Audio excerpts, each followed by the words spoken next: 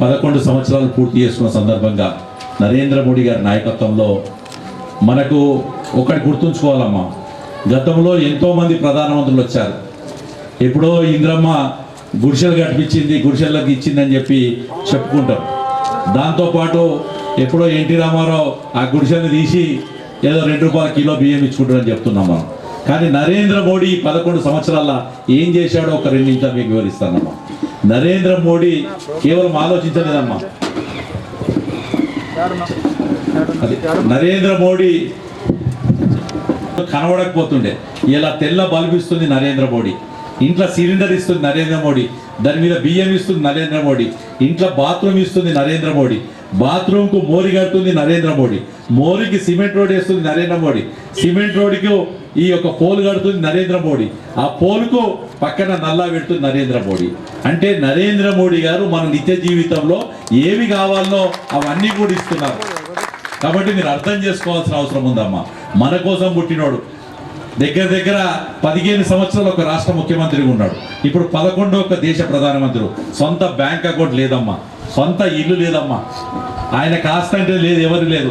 ఈ దేశ ప్రజలే 100 సంవత్సరాలు దాటిన తల్లి చనిపోతే 2 గంటల్లో దాన సంస్కారం కంప్లీట్ చేసి ఈ దేశమే నా తల్లి నాకు అప్పచెప్పిందని వచ్చాడు. అలాంటి వ్యక్తి ఈ దేశాన్ని నడిపిస్తుంది. మీరు ఒక్కసారి గుర్తుంచుకోవాలి. ఈ 11 ఏళ్ళ నుంచి మిమ్మల్ని ఎన్నడూ కూడా చెప్పలే మేము ఇది ఇస్తున్నామని చెప్పి. ఇవాళ రేషన్ షాప్లకు వెళ్తే మీకు తెలుస్తుందమ్మా, 5 కిలోల బియ్యం కేంద్ర ప్రభుత్వం ఇస్తుంది ఇవాళ. ఇట్లా ఇవన్నీ కూడా చెప్పుకుంటూ పోతే చాలా ఉన్నాయి. ఇవాళ మీరు వేసిన రోడ్లు కానీ, ఈ పట్టణంలో ఇందూరు పట్టణంలో ఈ రాష్ట్ర ప్రభుత్వం నుంచి ₹1 డబ్బులు పెట్టలేదమ్మా. మీ ట్యాక్స్ కేంద్ర ప్రభుత్వ నిధులు, ఇవి 2 తప్ప ఒక్కటి కూడా ₹1 డబ్బులు కూడా పెట్టలేదు. అంటే మీరు అర్థం చేసుకోవాలి ఇలా కేంద్ర ప్రభుత్వం ఏం చేస్తుందో. కాబట్టి నేను విజ్ఞప్తి చేస్తున్నాను, ఇక్కడ ఎవరైనా సాయి నేను విజ్ఞప్తి చేస్తున్నాను.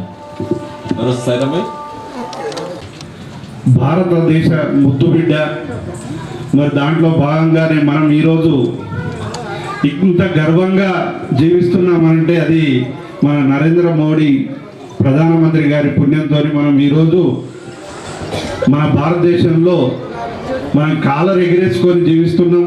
ఈరోజు మరి మొన్ననే చూసినట్లయితే పాకిస్తాన్ మీద యుద్ధాన్ని మనం దాన్ని టీవీలలో పేపర్లలో మీరు అందరు చూసిర్రు, కళ్ళ కట్టినట్టు ఎంతో గర్వంతో మనం కాలర్ ఎగరేసుకునేలాగా మన భారతదేశ పతాకాన్ని ప్రపంచ దేశాలకు ఒక సవాలుగా దాన్ని తీసుకొని మన ముందు ఎంతో గర్వంగా అయినా మనల్ని పాల్పంచుకునేటట్టు చేస్తున్నారు. మరి ఇప్పుడు అన్న దినేష్ అన్న చెప్పినట్టు ప్రతి దాంట్లో మన నిత్య జీవితంలో ఎన్నో అవసరాలకు ప్రతి అవసరాన్ని తీరుస్తున్నది మన మోడీ గారే. మోడీ నుంచి ఈ గంబాల దాకా ఇప్పుడు అన్నగారు చెప్పారు. ప్రతి దాంట్లో అంటే మనకు తెలియని వాళ్ళు సామాన్య ప్రజలకు చాలా మందికి తెలియదు కేంద్ర ప్రభుత్వం యొక్క నిధులు ఏ విధంగా ఖర్చు అవుతున్నాయి, దాన్ని ఏ విధంగా మనకు ఈ ప్రభుత్వాలు మనకు రాష్ట్ర ప్రభుత్వాలు ఏ విధంగా వక్రీకరిస్తూ మనకు దాన్ని చేస్తున్నాయి అనేది చాలా మందికి తెలియదు. ఇప్పుడు బియ్యం కానీ ఇతర ఏది తీసుకున్నా దాంట్లో కేంద్ర వాటా చాలా స్పష్టంగా కనిపిస్తుంది. కానీ అది సామాన్య ప్రజలకు తెలియదు. కేంద్రమే అన్నిటికీ మూలం. ప్రతి దాంట్లో కేంద్రం భాగస్వామ్యమై మన బతుకుల్ని బాగుపరచడానికి మన భారతదేశానికి ఆయన అకంఠిత దీక్షతోని ఆయన ప్రధానమంత్రిగా ఉండట్లనే మనకు ఇంతటి రక్షణ కలుగుతుంది. మరి అటువంటి ప్రధానికి మనం ఏమిచ్చినా మన రుణం తీర్చుకోలేము. మరి ఆయన ప్రధానమంత్రిగా ఉన్నప్పుడే మనకు ఏదైనా అనుకూలంగా ఉంటుంది. కాబట్టి ఇప్పుడే కాదు, రాబోయే కాలంలో సుగా మనకు ఆయన్నే ప్రధానమంత్రిగా ఉండాలని చెప్పేసి మేమంతా కోరుకుంటున్నాము. మరి వారి చలవతోనే మనమంతా ఈ భూమి మీద హాయిగా నిద్రపోవచ్చు మనము. కాబట్టి మనమందరము ఇక ముందు మనకు మంచి దక్షత గల మన సూర్యనన్న ఉన్నాడు, ఇప్పుడు కేంద్రం నుంచి వచ్చిన వాళ్ళు ఉన్నారు, ఇప్పుడు దినేష్ భాయ్, వీళ్ళంతా లక్ష్మీనారాయణ, సాయిరామ్, వీళ్ళంతా దీనికి మనకు రాబోయే కాలంలో ఇంకా మంచి మంచి అభివృద్ధి పనులకు తోడ్పాటును అందిస్తూ మరి భారతదేశాన్ని ముందంజలో ఉంచడానికి మన ప్రధాని గారికి మన వంతు సహకారంగా ఆయన ఏం అడుగుతలేడు, మన దగ్గరికి ఆస్తులు అంతస్తులు ఏం అడుగుతలేదు, ఒక్క ఓటు మాత్రం నాకు ఇయ్యరని చెప్పేసి ఆయన గంటా పదంగా ఇచ్చేస్తున్నాడు. మిగతా పార్టీలన్నీ మనకు బిచ్చమేసినట్లు 1000, 2000 అవన్నీ ఇస్తే మనం అమ్ముడుపోయినట్లు కాదు. మనం నిజమైన భారతీయులం అనుకుంటే, మనం భారతదేశ రుణాన్ని తీర్చుకోవాలనుకుంటే మోడీ గారి నాయకత్వంలో వాళ్ళ పార్టీకి మనము ఓటేస్తేనే మంచి భవిష్యత్తు ఉంటుందని చెప్పేసి నేను గడ్డపదంగా చెప్తున్నాను. మరి ముందుగా వాళ్ళు విజయడంక మోగించాలని చెప్పేసి బీజేపీ పార్టీకి కృతజ్ఞతలు. వేదిక మీద ఉన్నది చంద్రశేఖర్జీ గారు. వారు గతంలో రాజస్థాన్లో కానీ యూపీలో ప్రభుత్వం రావటానికి, యోగి గారి ప్రభుత్వం రావటానికి ముఖ్య కారకులు వారు ఇప్పుడు తెలంగాణ సంఘటన కార్యదర్శిగా పనిచేస్తూ ఉన్నారు. వారికి వేదిక మీద ఉన్న పెద్దలందరికీ నమస్కరిస్తూ, మోడీ గారి సంక్షేమ పథకాలు వందలాదిగా ఉన్నాయి, సంస్కరణలు కూడా ఉన్నాయి. సంస్కరణలు అంటే మనం అయోధ్య రామ మందిరం చూసినాం 5 నెలల తర్వాత. నేను మా అక్క చెల్లెలకు ఒకటి అడుగుతా, ఏదో ఒక్కరన్నా మోడీ గారు మీకు ఏమి ఇచ్చారు, ఈ బీజేపీ ప్రభుత్వం వచ్చినాక మీకు ఏమి మీకు లాభమైంది, ఎవరన్నా ఒకటి చెప్పండి. రాణి ఇక్కడ రానమ్మా. జీరో అకౌంట్ ఉన్న చేతులు చెప్పండి, బ్యాంక్ అకౌంట్ జీరో. మరి ఉన్నాయి, అందరికి ఉంటాయి. అంతకుముందు ప్రభుత్వం ఇస్తుండేనా? ఒక బ్యాంక్ అకౌంట్ ఓపెన్ చేయాలంటే 1,00,000 కండిషన్లు ఉంటుండే, డిపాజిట్ చేయాల్సి వస్తుండే. ఎవరికైనా గ్యాస్ సిలిండర్ అంటే ఉజ్వల్ యోజన కింద గ్యాస్ సిలిండరు లేని వాళ్ళకి ఎవరికైనా వస్తే కూడా చేయలేపండి. వచ్చిందా? నువ్వు చెప్పలేదు, నీకు రేషన్ కార్డు లేనట్టుంది. అయితే కిసుకు ఆయా ఉజ్వల్ ఏమో చెప్పండి. మరి చెప్పండి కదా, మోడీ గారు ఏమి ఇచ్చారని మహిళలకు అడుగుతుంటే ఏం చెప్తలేరు, చెప్పాలా? ఇది రచ్చబండి అంటే మనం మాట్లాడుకునేది. మోడీ గారు మీకు ఏం లాభం చేసిండ్రు, మీకు ఏం లబ్ధి చేకూర్చిండ్రు, ఇవన్నీ రోడ్లు ఇవన్నీ మీకు తెలియాలి. అంటే ఇవన్నీ చెప్పినంత కూడా ప్రతి అభివృద్ధి కేంద్ర ప్రభుత్వ సహకారం ఉంటుంది మోడీ గారిది. కానీ మహిళలకు ముఖ్యంగా పెద్దపీట వేసిండు. ఎడ్యుకేటెడ్ లేడీస్ ఎవరు ఉంటే చెప్పండి, ఇంకా ఏం బెనిఫిట్ చేసిండు అంటే మోడీ గారు పేద కుటుంబం నుంచి వచ్చిండు. పేదోళ్లకు ముందు ఆ కష్ట సుఖాలు తెలిసిన వ్యక్తి, పేదోళ్ళ కష్ట సుఖాలు తెలిసిన వ్యక్తి. ఈరోజు ఆవాస్ యోజన కింద 4 కోట్ల ఇల్లు కట్టించిండు 10 సంవత్సరాలల్లా. కానీ ఇక్కడ ఆ బీఆర్ఎస్ ప్రభుత్వం కానీ ఇప్పటి కాంగ్రెస్ ప్రభుత్వం కానీ 20 నెలల కాలంలో మన అర్బన్లో ఒకటి రాలేదంటే పైసలు అక్కడికి వచ్చినాయి. 10 ఏళ్లలో 2 లక్షల ఇళ్ళకి వస్తే ఇక్కడ వాళ్ళు వాడుకున్నారు, మనకి ఇయ్యలే. ఈ విధంగా చట్టసభల్లో 33%, చట్టసభలు అంటే రాబోయే అసెంబ్లీలో పార్లమెంట్లో 33% రిజర్వేషన్ మహిళలకు ఇచ్చింది నరేంద్ర మోడీ గారు. అంటే గత 30 ఏళ్ల నుంచి ఏ పార్టీ ఎలక్షన్ అయినా కానీ ప్రకటిస్తుంటే మన మహిళలకు రిజర్వేషన్ కల్పిస్తాం, ఎవరు చేయలేదు. అంటే రాబోయే తెలంగాణ ఎలక్షన్లో 2028లో జరగబోయే ఎలక్షన్లో 156 సీట్లు పెరుగుతాయని మనం ఎక్స్పెక్ట్ చేస్తున్నాం. దాంట్లో కనీసం 55 నుంచి 60 మహిళలు ఎమ్మెల్యేలు ఉంటారు. ఆ ఘనత నాకు.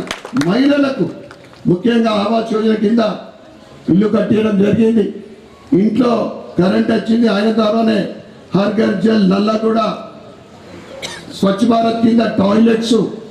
కానీ మన దురదృష్టం ఏంటిదంటే అప్పుడు బీఆర్ఎస్ ప్రభుత్వం కానీ ఇప్పటి కాంగ్రెస్ ప్రభుత్వం కానీ ఏదైతే మా సోదరుడు చెప్పినట్లు 5 కిలోల బియ్యం రేషన్ బియ్యము మోడీ గారు ఇస్తే 1 కిలోనే ఈ గవర్నమెంట్ ఇస్తున్నది. ఫోటో మాత్రము ఎవరిది పెట్టుకుంటారు, మోడీ గారి ఉందా? ఆరోగ్యశ్రీ. ఆరోగ్యశ్రీ అంటే 5 లక్షల రూపాయల ఇన్సూరెన్స్, అది కేంద్ర ప్రభుత్వం ఇస్తే వీళ్ళు ఆరోగ్యశ్రీ అని పేరు పెట్టి సరిగా ఇవ్వడం లేదు. ఇంకొకటి గొప్ప జగనన్న, ముందు కేవలము రేషన్ కార్డు ఉన్న వాళ్ళకే హెల్త్ ఇన్సూరెన్స్ ఉండే, 70 years ప్లస్ వాళ్ళకు హెల్త్ కార్డు ఇస్తూ ఉన్నారు. హెల్త్ కార్డ్ అందరికీ, ప్రతి ఒక్క సీనియర్ సిటిజన్ 70 సంవత్సరాలు పైబడ్డలకు ఈ విధంగా మీరు ఇంకా ఉంటే చెప్పండి. మీరు కూడా మోడీ గారు తర్వాత మరి అన్నీ కూడా చెప్తారు, సంక్షేమ పథకాలు ఏమేంటి అద్భుతంగా ఉన్నాయి. డిజిటల్ ఇండియా, ఇలా పైసలు జేబులో లేకున్నా కానీ మనం కానీ మన దగ్గర కార్డు ఉంటే పే ఇండియా పేతో చేస్తున్నాం. రూపాయి అంటే ఇవన్నీ కూడా అన్ని రంగాల్లో. ఇవాళ మనం కుంభమేళ పోయినాం, రైల్వే టికెట్లు దొరకాలి అప్పటికప్పుడు అనుకుంటే, ఫ్లైట్ టికెట్లు లేవు, 30-40 వేల రూపాయల టికెట్ పోదామంటే.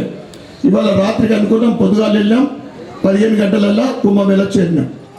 ఎక్కడన్నా కానీ 10 కిలోమీటర్ల రోడ్డు కచ్చలేదు. అది ఈ 11 సంవత్సరాల మోడీ గారి పరిపాలనలో సంక్షేమ పథకాలలో ఇదొక్కటి. రైల్వేలు ఇవాళ 56 కోట్లతోటి నిజామాబాద్ రైల్వే స్టేషన్ అభివృద్ధి చెందుతుంది. ఎవరు ఆలోచించలేదు రైల్వేస్ అభివృద్ధి చెందాలని. అదే మీరు ఏదైనా ఉంటే చెప్పండి, తర్వాత ఇంకా చెప్తారు. చంద్రశేఖర్ గారు మిగతా మొత్తం వివరిస్తారు. కొన్ని విషయాలు రమేష్ ఒకటి చెప్పాలా? दो ही पार्टी है सर यहाँ पे, एक उधर 18 डिविजन्स में MIM पार्टी, बाकी का 42 डिवीजन में बीजेपी पार्टी, बाकी का कोई पार्टी यहाँ पे नहीं है। एक दो ही पार्टी का यहाँ पे चलता है। और ये लोग सब लोगों को मालूम है, क्योंकि भारतीय जनता पार्टी नरेंद्र मोदी जी जो काम कर रहे हैं, जो गरीबों के लिए काम कर रहे हैं, यहाँ पे भी ये निजामाबाद अर्बन में जितने भी काम हो रहा है, अमृत स्कीम में लगभग 100 करोड़ के ऊपर का स्कीम है, पूरा सेंट्रल गवर्नमेंट का है। हर स्कीम में सेंट्रल गवर्नमेंट की स्कीम है। इसीलिए आज आप यहाँ पे आके ये रक्षाबंधन कार्यक्रम में इन लोगों को जो हमारा को भाग्य मिला आपसे मिलने का, हम लोग धन्यवाद करते हुए आप उनसे दो विषय पे चर्चा करिए। काफ़ी देर से बैठे हैं आप लोग। मैं क्षमा चाहूँगा, मुझे तेलुगु नहीं आती है, हिंदी में ही बोलूँगा। तो जिनको समझ में नहीं है वो बगल वाले से समझना है, जिसको आती है। पूरा हिंदी जानते हैं निजामाबाद के। हमारे जिले के अध्यक्ष श्रीमान दिनेश जी, आप सबकी जनता की सेवा में लगे रहने वाले, गरीबों के सेवा में लगे रहने वाले लोकप्रिय नेता और निजामाबाद से विधायक माननीय धनपाल सुंदरान जी, आदरणीय लक्ष्मी नारायण जी, राजू जी, नागोला लक्ष्मी नारायण जी, बहन श्रावंती रेड्डी जी, सभी मेरे सम्मुख उपस्थित, मंच और मंच के सम्मुख उपस्थित सभी बहनों और भाइयों, माननीय धनपाल जी ने और दिनेश आचार्य जी ने आप सभी को 11 साल मोदी सरकार के कुछ बातें बताई हैं। आज तक ऐसी कोई सरकार हुई है जो अपनी सरकार का रिपोर्ट कार्ड रखा हो। 10 साल यहाँ BRS ने सरकार चलाई थी, अपना रिपोर्ट कार्ड दिया आपको? बताइए, कोई रिपोर्ट कार्ड दिया? नहीं दिया। उसके पहले यहाँ कांग्रेस की सरकारें रही, कांग्रेस की सरकारों ने कभी रिपोर्ट कार्ड दिया? लगभग 60 साल तक कांग्रेस और उनके परिवार की सरकारें रही केंद्र में। उन्होंने अपना कभी काम का रिपोर्ट कार्ड दिया किसी को? नहीं दिया। आज भारतीय जनता पार्टी की ये रक्षाबंधन जो प्रोग्राम है गौतम नगर में, आज हम नरेंद्र भाई के 11 साल के कामकाजों का एक रिपोर्ट कार्ड आपको देने के लिए आए हैं। लेकिन 2014 के पहले भी हमको जाना चाहिए। 2014 उस समय की स्थिति कैसी थी?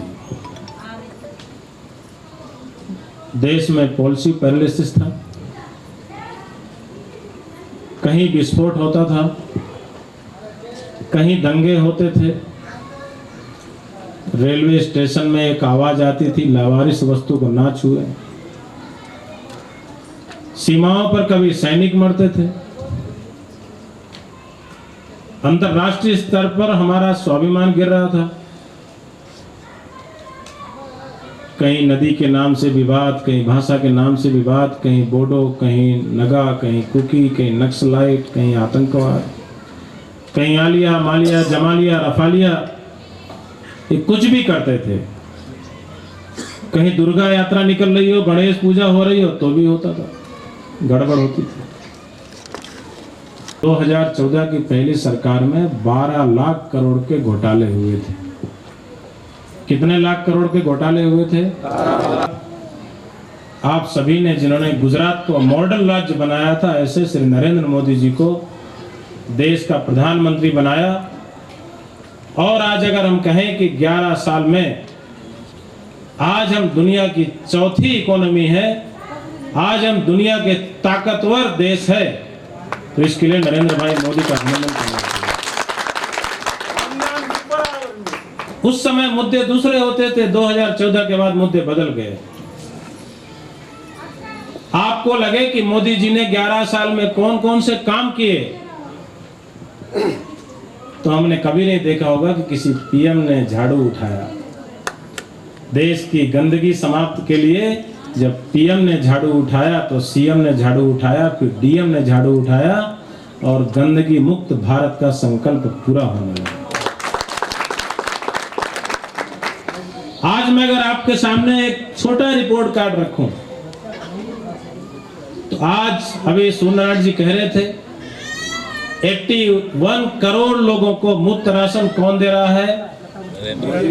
जोर से बोलना, मोदी जी दे रहे हैं। कौन दे रहा है? जोर से बोलिए, कौन दे रहा है? 4 करोड़ गरीब लोगों को पक्के मकान देश के अंदर किसने दिए? किसने दिए? 15 करोड़ से ज्यादा गरीब परिवारों को नल से जल किसने पहुंचाया? 51 करोड़ लोगों को प्रधानमंत्री सुरक्षा बीमा से किसने जोड़ा?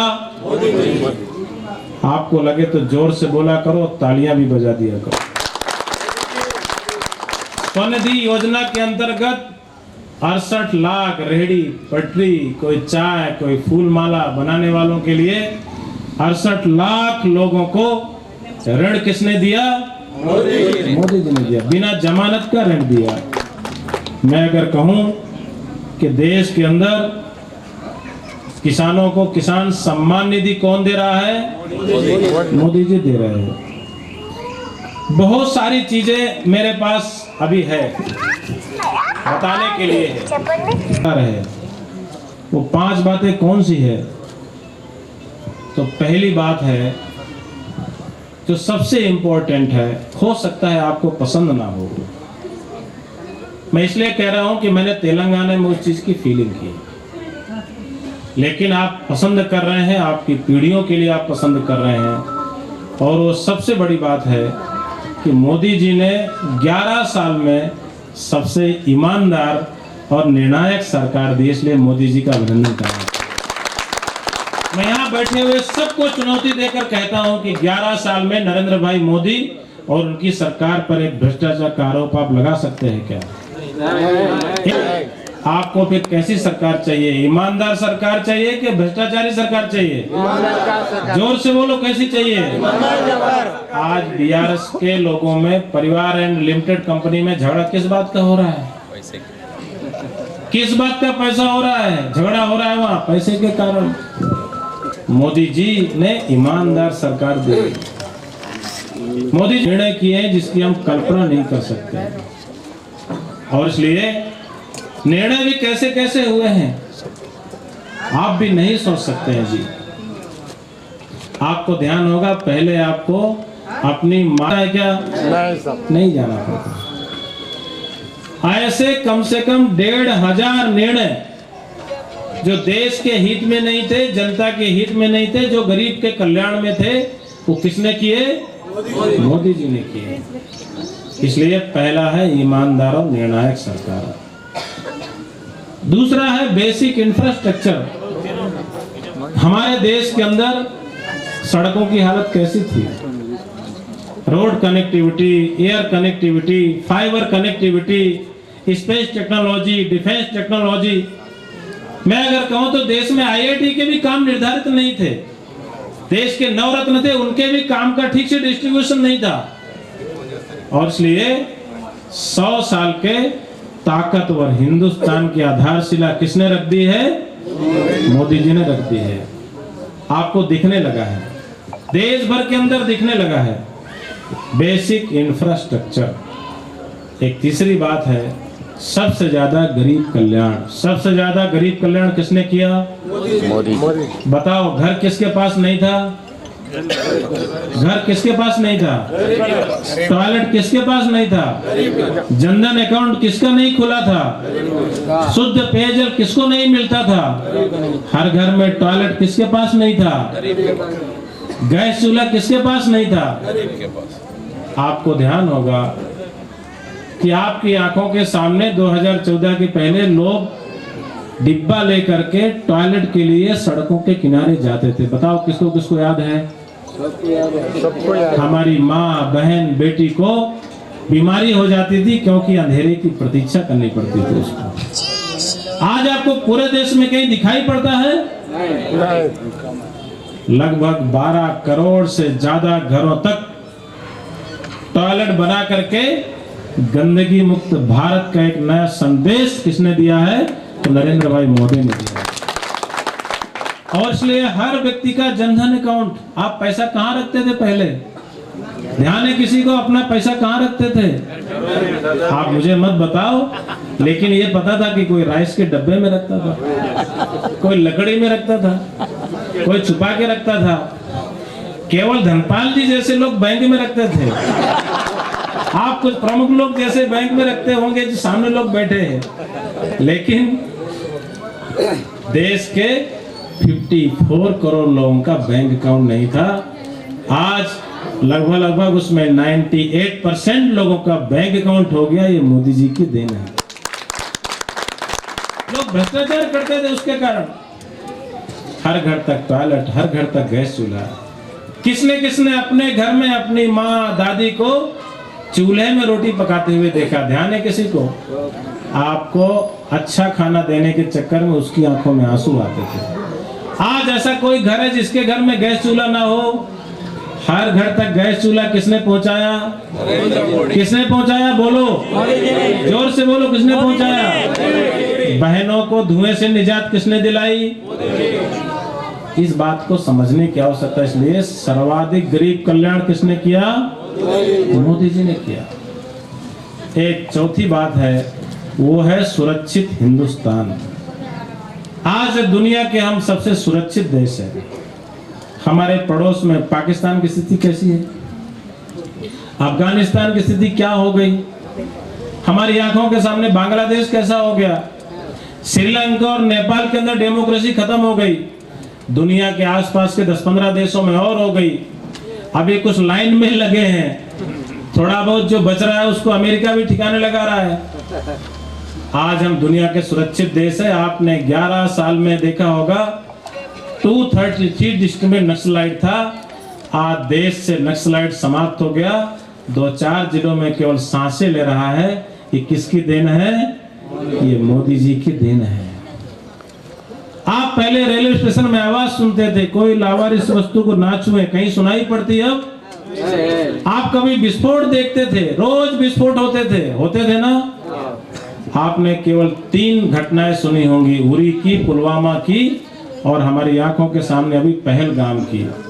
पहली घटना हुई, भारत ने सर्जिकल स्ट्राइक किया और पाकिस्तान को घुस करके मारा क्योंकि नरेंद्र मोदी का हिंदुस्तान। दूसरी घटना हुई, हमने हनुमान जी की तरह छलांग लगाकर ऊपर से एयर स्ट्राइक किया, पाकिस्तान को घुस करके मारा क्योंकि मोदी का हिंदुस्तान था। और तीसरी घटना हुई जिसमें हमारे भाइयों को मारा, बहनों का सिंदूर उजाड़ा, ऑपरेशन सिंदूर करके पाकिस्तान को 50 साल पीछे कर दिया। ये ऑपरेशन सिंदूर भावना से जुड़ा हुआ विषय था। हम सभी को एक घटना पता है। एक सुरक्षित हिंदुस्तान। हम डिफेंस टेक्नोलॉजी में अपनी चीजें दे रहे हैं, आज स्पेस टेक्नोलॉजी में आज हम अपनी चीजें दे रहे हैं। हमने 75 साल बाद स्वदेशी तोप बनाई, दिल्ली की सड़क पर दौड़ाई। हमने प्रचंड हेलीकॉप्टर, दुनिया का सबसे अच्छा हेलीकॉप्टर, लड़ाकू हेलीकॉप्टर हमने बनाया। हमने 20,000 करोड़ का नौसेना का विक्रांत बनाया। आपको जानकर आश्चर्य होगा कि 2014 के पहले से अगर हम देखें तो 2014 के बाद 34 गुना हमने रक्षा, जो हमारा बजट था उसमें वृद्धि हुई है। आप कल्पना से परे है। आज हम दुनिया की सबसे ताकतवर सेना है और हम सबसे सुरक्षित हिंदुस्तान है। आज आपको झगड़े नहीं सुनाई पड़ते होंगे। कहीं कावेरी विवाद होता था, कहीं नदी विवाद होता था, कहीं बोडो, कहीं नगा, क्योंकि रोज झगड़े होते थे देश भर के अंदर। कहीं जाति के नाम से हिंसा होती थी, कहीं कोई भी हिंसा करता था, कुछ भी होता था हमारे देश के अंदर। यहाँ से गणेश मूर्ति मत निकालो, यहाँ से दुर्गा मूर्ति मत निकालो, केवल इफ्तार पार्टी करो, भारत माता की जय जय बोलोगे तो गड़बड़ हो जाएगी, वंदे मातरम बोलो तो गड़बड़ हो जाएगी, तिरंगे की बात करोगे तो गड़बड़ हो जाएगी, रामलला की बात करोगे तो गड़बड़ हो जाएगी, सांप्रदायिक बात है। ये सब बातें खत्म हो गई। एक अच्छे मार्ग पर देश चल रहा है। उसका कारण है मोदी है तो मुमकिन है, मोदी है तो मोदी है तो सुरक्षित देश। और एक पांचवी बात है हमारा सांस्कृतिक पुनरुत्थान। हमारे सांस्कृतिक पुनरुत्थान क्या है? यहाँ बैठे हुए लोगों की एक पहचान है, हमारे कुल से होगी, हमारे गोत्र से होगी, हमारे स्थान से होगी। ये हमारी पहचान, ये हमारी विरासत है। ये सांस्कृतिक पहचान क्या है? मोदी जी ने आने के बाद बात की, हम गंगा को निर्मल करेंगे, हम गोदावरी को अविरल करेंगे, हम कृष्णा के प्रवाह को आगे बढ़ाएंगे, हम देश की नदियों को निर्मल करेंगे। ये कोई बात करता था क्या? आपको जानकर आश्चर्य होगा, कांग्रेस के 60 साल के शासन में केवल 13 मूर्तियां हिंदुस्तान में आई हैं जो चोरी गई थी। मोदी जी के शासन काल में 612 मूर्तियां हिंदुस्तान आई जो चोरी गई थी। मोदी जी कनाडा गए, उन्होंने कहा भाई ये मूर्ति का क्या नाम है? बहुत ढूंढने के बाद उन्होंने कहा इसका नाम अन्नपूर्णा है। तो उन्होंने कहा अन्नपूर्णा तो कनाडा में होता नहीं, ये हमारे इंदौर में होता है, निजामाबाद में होता है, यहां पर होता है। पता चला, खोजबीन जारी हुई। मोदी जी वाराणसी सांसद हैं, तो पता चला आधे घंटे प्रधानमंत्री जी वहीं बैठे। 106 साल पहले वाराणसी के बाबा विश्वनाथ मंदिर से मां अन्नपूर्णा की जो मूर्ति चोरी हुई थी वही मोदी जी के सामने रखी थी। मोदी जी ने कहा कि हमारी अन्नपूर्णा वापस करो। जब माता अन्नपूर्णा वहां से आकर के दिल्ली एयरपोर्ट में आई तो वहां के मुख्यमंत्री योगी आदित्यनाथ सहित हमारे प्रमुख नेता माता अन्नपूर्णा का स्वागत करते हुए आज वो मूर्ति काशी विश्वनाथ मंदिर में स्थापित है। इसको कहते हैं सांस्कृतिक पुनरुत्थान। दुनिया में योग पहुंच रहा है, केवल योग कपालभाति नहीं है, कृष्णम वंदे जगत गुरु का उद्घोष पहुंच रहा है। और इसलिए सांस्कृतिक पुनरुत्थान क्या है? आज उज्जैन में जाएंगे तो महाकाल का कॉरिडोर बन गया, आज काशी में जाएंगे काशी विश्वनाथ का कॉरिडोर बन गया। दुनिया के 45 देशों में मंदिरों का विकास हो रहा है। भला कोई ऐसा व्यक्ति हो, हमारे देश में हम हिंदू धर्म की बात करते थे तो लोग कहते थे सांप्रदायिक, फालतू की बात मत करो, कहते थे कि नहीं कहते थे? मोदी जी ने मुस्लिम देश में जमीन मांगी, मुस्लिम जमीन भी मुस्लिम देश में मांगी, पंचदेव का मंदिर भी बन गया और उद्घाटन भी मोदी जी ने किया। इससे बड़ी बात क्या हो सकती है हमारे सांस्कृतिक पुनरुत्थान की? और इसलिए ये 5 बातें जनता में हम बताएं। आज रक्षाबंधन में मैं यही अपील करता हूं कि 11 साल में एक ताकतवर हिंदुस्तान नरेंद्र भाई ने खड़ा किया है। 5 संकल्प लेकर के जाएं, जिसको मोदी जी कहते हैं कि जब हम 2047 का भारत होंगे तो हम भी कुपोषण मुक्त भारत हो, हम भी टीबी मुक्त भारत हो, हम भी गंदगी मुक्त भारत हो, हम भी गरीबी से मुक्त भारत हो। इन संकल्पों के साथ हम जुड़े, भेदभाव और बाकी जातीयता से हम मुक्त भारत हो। इसको ध्यान में लेकर मोदी जी ने जो 5 संकल्प हमारे सामने कहे जब हम आजादी के 100 साल हो गए। पहला है विकसित भारत का संकल्प। अभी विकसित भारत का संकल्प होगा तो दिनेश जी और सुनहर जी हमको दोहराएंगे।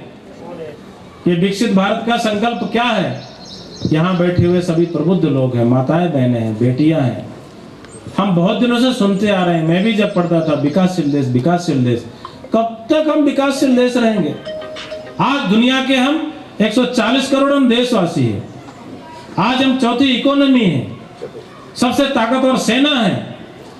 हम स्पेस टेक्नोलॉजी में साउथ पोल पर हमने शिव शक्ति अपना पॉइंट बना दिया। आज दुनिया हमसे डॉक्टर, इंजीनियर, बिजनेस मांग रही है। आज हम हर चीजों का प्रोडक्ट वहां बेच रहे हैं, दुनिया भर में बेच रहे हैं। और इसलिए विकसित भारत का संकल्प, ये पहला संकल्प हमारे साथ जुड़े। दूसरा है अपनी विरासत पर गर्व। हमको अपनी विरासत पर गर्व चाहिए। हमारी परिवार परंपरा हो, हमारे त्योहार हो, होली दिवाली हो, हमारे उत्सव हो, हमारे कुंभ हो, हमारे मंदिर हो, हमारे संस्कार हो, ये सब हमारी विरासत है। इस पर हमको गर्व चाहिए। एक तीसरी बात है गुलामी के हर अंश से मुक्ति। आप निजामाबाद को इंदौर क्यों बोलते हैं? मैं प्रयागराज जाता था, मेरा जन्म प्रयागराज के पास ही हुआ, चित्रकूट के पास। आज भी पुराने वहां पत्रों में प्रयागराज लिखा है, इलाहाबाद नहीं लिखा। किसने इलाहाबाद कर दिया भाई? अयोध्या का नाम कभी भी फैजाबाद नहीं था, कैसे फैजाबाद लिख गया वहां पर? बंधुओं, 75 साल हो गए। दिल्ली में जो राजपथ था जिसमें वो घूमते थे राजा रानी, उसका नाम राजपथ था। मोदी जी के पीएम बनने के बाद उसका नाम कर्तव्य पथ हो गया। इसको कहते हैं गुलामी के हर अंश से मुक्ति। मोदी जी जिस मकान में आवास में रहते हैं उसका रास्ते का नाम था 7 RCR। मोदी जी के जाने के बाद उसका नाम हो गया लोक कल्याण मार्ग। इसको कहते हैं गुलामी के हर अंश से मुक्ति। राष्ट्रपति भवन में अभी भी मुगल गार्डन था। मुगल कब चले गए? मुगल आए, पठान आए, ईरानी आए, सूडानी आए, फ्रेंच आए, पुर्तगाली आए, अंग्रेज। ये है गुलामी के हर अंश से मुक्ति। रानी विक्टोरिया कब चली गई?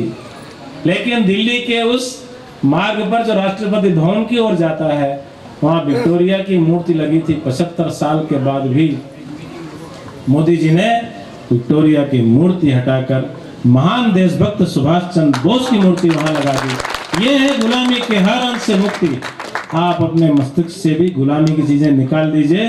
स्वर्णिम भारत का सुनहरा अवसर हमारे सामने है। थकिए, रुकिए, डरिए, भागिए मत। आगे हमारा समय है, भारत का समय है, हिंदुस्तान की सदी है। इसको ध्यान में लेकर चलिए। इसलिए गुलामी के हर अंश से मुक्ति तीसरी बात है। एक चौथी बात है एकजुट भारत। छोटी छोटी बातों पर घबराइए मत। कोरोना आया, हम एकजुट रहे। कभी हमारे देश में आपदा आई, हम एकजुट रहे। बाढ़ हो, अकाल हो, भूकंप हो, कठिनाइयां हो, हम सब मिलकर के एक परिवार है। ये 140 करोड़ देशवासियों का परिवार है। कोई छोटा नहीं, बड़ा नहीं, गरीब नहीं, अनपढ़ नहीं, अज्ञानी नहीं, कमजोर नहीं, छूत नहीं, जाति की बात नहीं। इस एकजुटता के साथ हमने भारत को महान बना सकते हैं। इसलिए एकजुटता के साथ ये चौथा संकल्प है। एक पांचवा संकल्प है नागरिक कर्तव्य की हमारे अंदर भी भावना चाहिए। ये बिजली हमको दूसरे के लिए भी बचानी है, पक्षी भी बचाना है, बेटियों की सुरक्षा भी करनी है, माताओं और बुजुर्गों का सम्मान भी रखना है, ट्रैफिक में व्यवस्था है उसका भी पालन करना है, संविधान ने जो हमको आज्ञा दी उसका भी पालन करना है। हमारे कर्तव्य है, उन कर्तव्यों के लिए हमारा उत्तरदायित्व है। इसलिए 5 संकल्प और 5 बातें मोदी जी के 11 साल के विकास की, सेवा, सुशासन, गरीब कल्याण की। गुड गवर्नेंस कोई नहीं दे सकता। इसलिए यहाँ बैठे हुए लोगों से मैं आग्रह करता हूँ, आह्वान करता हूँ कि मोदी जी पर विश्वास करें, भाजपा पर विश्वास करें। तेलंगाना का ये दिखने लगा है, लोग बोलने लगे हैं कि भाई 10 साल बहुत लूटपाट हुई है, बहुत लूटपाट हुई। क्योंकि दोनों ही पार्टियां, कांग्रेस और बीआरएस, दोनों ही विकास विरोधी हैं, दोनों ही भ्रष्टाचारी पार्टियां हैं, दोनों ही एंटी हिंदू पार्टियां हैं। मैं आपसे पूछता हूं, मुझे एक ने पूछा, साहब कुंभ के मेले में बीआरएस के लोग क्यों नहीं गए नहाने के लिए? साहब वो राम जन्मभूमि के लिए उन्होंने चंदा क्यों नहीं दिया? मुझे तो ये बात पता नहीं है, मगर वो इसलिए नहीं गए कि जो 8-10% 11% जो MIM से जुड़ा हुआ वोट रहता है फिर वो उनको नहीं मिलेगा। और इसलिए इस बातों को हमने ध्यान रखना है। वो दोनों ही दल किसान विरोधी हैं, गरीब विरोधी हैं, तेलंगाना का विकास नहीं कर सकते। तेलंगाना का विकास अगर कोई करेगा तो भारतीय जनता पार्टी नरेंद्र मोदी के नेतृत्व में ही करेगी, इसको ध्यान रखना है। और आगे वो दिखने लगा है। 29 जून को यहाँ पर राजनीति के चाणक्य, कुशल राजनेता और पूर्व राष्ट्रीय अध्यक्ष बीजेपी के, देश के गृह मंत्री माननीय अमित शाह जी आ रहे हैं। किस लिए आ रहे हैं? कभी नहीं सरकारों ने सोचा यहाँ कांग्रेस की सरकार रही, हल्दी बोर्ड का गठन हुआ। आज लगभग 50,000 एकड़ जमीन में लगभग, मुझे जो आइडिया है, इसके निजामाबाद के आसपास हल्दी बोते हैं किसान। हमने कभी उसके मूल्य के बारे में नहीं सोचा। कांग्रेस ने तो उसका विरोध किया लगातार। हल्दी बोर्ड का गठन भी होगा, हल्दी बोर्ड का मुख्यालय भी निजामाबाद होगा। देश भर का किसान निजामाबाद को समझ जाएगा। जितनी पहचान हैदराबाद की होगी उतनी ही पहचान निजामाबाद की होगी। हमारे लिए गौरव की बात होगी। इसलिए 29 जून को देश के गृह मंत्री यहाँ पर पॉलिटेक्निक में पधार रहे हैं। आप दोपहर में सब लोग हर घर से निकलकर उनका अभिनंदन के लिए आइए। उस किसान महासम्मेलन में हम भी किसानों को अपना सैल्यूट दें, मोदी जी को अपना सैल्यूट दें, अमित शाह जी को अपना सैल्यूट दें। इसके लिए मैं आपको अभिनंदन करता हूं। मैं कुछ नारे यहाँ से देता हूं। दोनों हाथ खड़े करके मेरे साथ आपने भारत माता की जय बोलना। भारत माता की जय, भारत माता की जय।